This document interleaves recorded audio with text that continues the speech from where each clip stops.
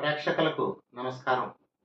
ఈరోజు junior intermediate సాంస్క్రిట్లో నీతి శ్లోకాహ అనే పాఠ్య భాగంలో ఉన్న ఆఖరి శ్లోకమైన 8వ శ్లోకాన్ని ఈరోజు మీకు నేను తెలియజేస్తాను. ఒక మాట శ్లోకాన్ని చూద్దాం. యదా చిత్తం తథా వాచో యథా వాచస్తథా క్రియాః చిత్తే వాచి క్రియాయాం చ మహతామేక రూపత. యథా చిత్తం తథా వాచో యథా వాచస్తథా క్రియాః చిత్తే వాచి క్రియాయాం చ మహతాం ఏకరూపత. ఇందులో మహాత్ముల యొక్క గొప్పతనాన్ని చెప్తున్నాడు. అంటే మహాత్ములు అంటేనే గొప్ప అని అర్థము. అంటే ఆ గొప్పవారు ఎలా ఉంటారనే విషయాన్ని ఇందులో మనకి తెలియజేయడం జరిగింది. అది ఎలాగ? యథా చిత్తం తథా వాచ. వాళ్ళ యొక్క చిత్తము ఎలా ఉంటుందో వాక్కు కూడా అలాగే ఉంటుంది. అంటే వాళ్ళ మనసులో ఏదైతే ఉంటుందో అదే మాట వాళ్ళు మాట్లాడతారు. యథా వాచస్తథా క్రియాః. యథా వాచః, ఏ మాటలైతే మాట్లాడతారో తథా క్రియాః, పనులు కూడా అవే చేస్తారు.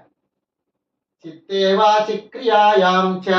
చిత్తే మనసునందు, వాచి వాక్కునందు, క్రియాయాం క్రియలయందు వాళ్ళు ఒకలాగే ప్రవర్తిస్తారు. అంటే మనసులో ఏదైతే ఉందో అదే చెప్తారు, ఏదైతే చెప్తారో అదే చేస్తారు. దీన్ని త్రికరణ శుద్ధి అని అంటారు. దాన్నే మహతాం ఏకరూపత.